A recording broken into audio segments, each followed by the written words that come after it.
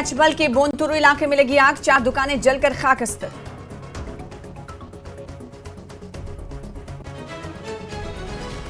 श्रीनगर में आज से मुख्तलिफ इलाकों में रहेगी मखसूस औकात में बिजली मुअत्तल। Kashmir power distribution corporation limited ने जारी किया शेड्यूल। बिजली के बुनियादी ढांचे की मरम्मत और अपग्रेडेशन के पेश नजर इक़दाम।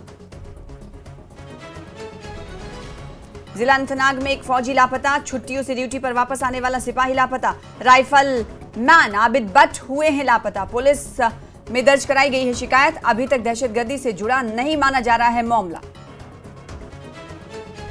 माजहामा, कान्हामा और दूसरे इलाकों में कुदरती आबी जखायर को बचाने के लिए मुहिम।